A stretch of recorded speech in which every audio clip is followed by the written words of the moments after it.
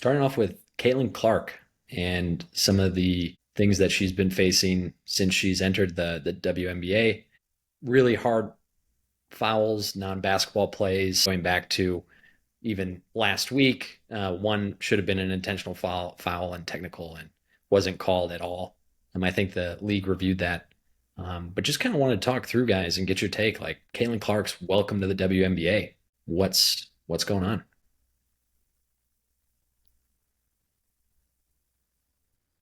I could take it away. I think it is basically the equivalent, and we'll look back, of how MJ was treated with the Pistons and how she's basically getting the bully treatment. She's obviously head and shoulders above everybody else. She's already a superstar, which easily brings out jealousy and envy.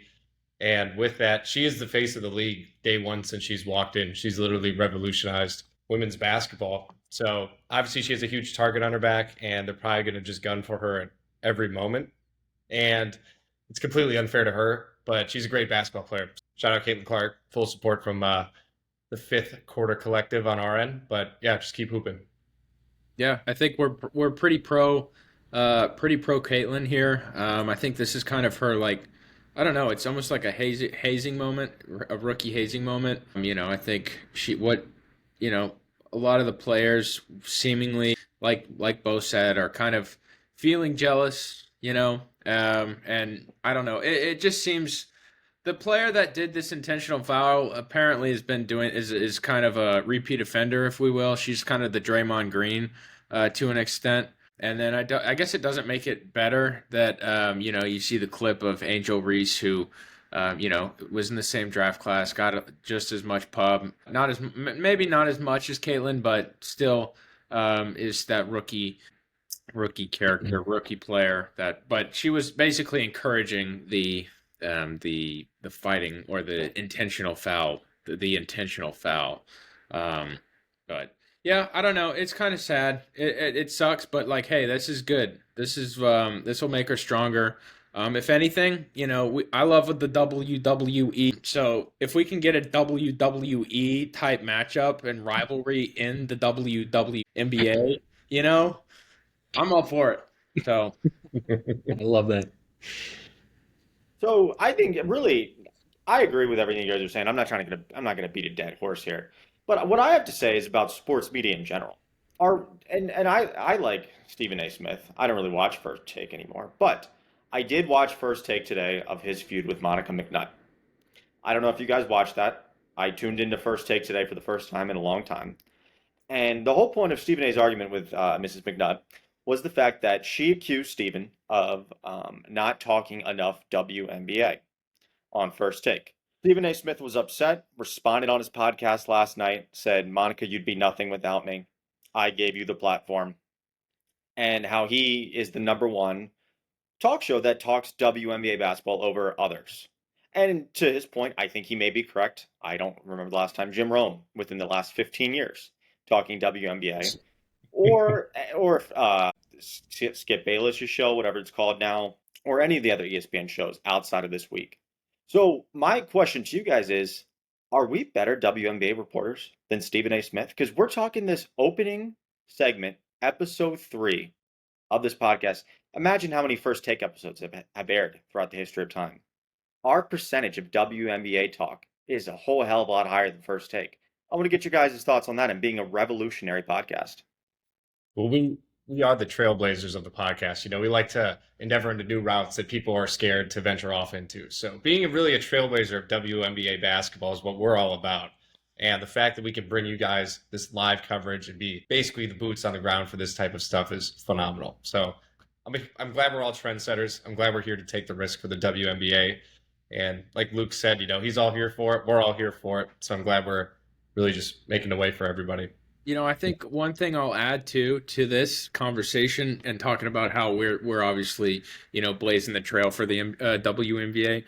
I feel like, prior to this draft class, hasn't been much pub, and the WNBA and everybody in the WNBA have always they've been trying to do all kinds of stuff to get that kind of pub. But now when they're the only thing that's talked about when there's, NBA finals in this month, of June, and they're like kind of, I don't know. It's just like what they're talking about now is kind of like diminishing it. It's like they're having like an identity crisis, if you will. I don't know. They're just they do they want the attention or do they not want the attention? It's kind of if that's even.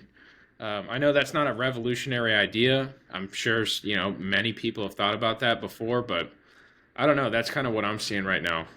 Yeah. No, I would agree. I would agree with you because if you think about it, June's a big sports month. Especially in basketball, you have the NBA draft, you have the finals coming up. You just had the a poor conference finals, I would say, but people are tuning in and talking about the WNBA. When was the last time someone's talked about the WNBA in peak NBA playoff season, or something that's not the dog days of summer and end of July, early August? I think it's also big for the league, no matter if they like it or not. It's big for their popularity, big for their growth, because you have people who don't normally talk about the WNBA talking about it on Twitter. So I think it's big for the league as well, regardless if you like it or not. Yeah. I think it's huge. Like you're looking at what Caitlin's done for the game, and I think that's what a lot of WNBA fans or college basketball fans were hoping was that this draft class would transfer over into new viewership, more fans, bring them into the arenas. And if you look what she's done for the game, just go look at ticket sales, go look at all the numbers of even all the games she was playing at Iowa. Like that stuff was not touched before she entered the league.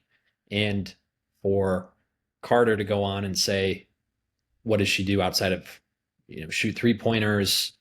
I think that's kind of a lazy uh, comeback on her part. Angel Reese saying, you know, she's not basically not the only one that's putting the league on the map. I would also disagree there too, right? I don't think there'd be this much hype if it wasn't that. And of course, with all this too, you look at all of social media, you do have the racial component as well, where a lot of people are thinking this privileged white girl, of course, she's getting all of this attention and things like that. And I think it's not surprising looking at the media and how they always try to divide everybody into those groups like that. But I think Caitlin's game speaks for herself and really will rise above all of that. But I think, Bo, I think you hit it on the head kind of starting out. It seems like every game she's playing against the bad boy Pistons and just getting the piss beat out of her. And so hopefully she can hang in there, rise above it all, and stay healthy. I think worst case scenario she keeps getting hammered on, and God forbid she gets injured or something like that. That'd be a worst case scenario for the league. Like a lot of these girls would go from flying first class back to commercial or whatever they were doing beforehand. So the league needs Caitlin Clark. I don't think it's that odd to see a lot of these vets hating on her and really being tough on her. I think even in the NBA, any league, they're always hard on the rookies or the new hot shots coming out. But I don't think the WNBA has had a star like this ever, and so I think that's the new component. I think there's, like you were saying before, a lot of jealousy going around, and I'll be very interested to see how this plays out.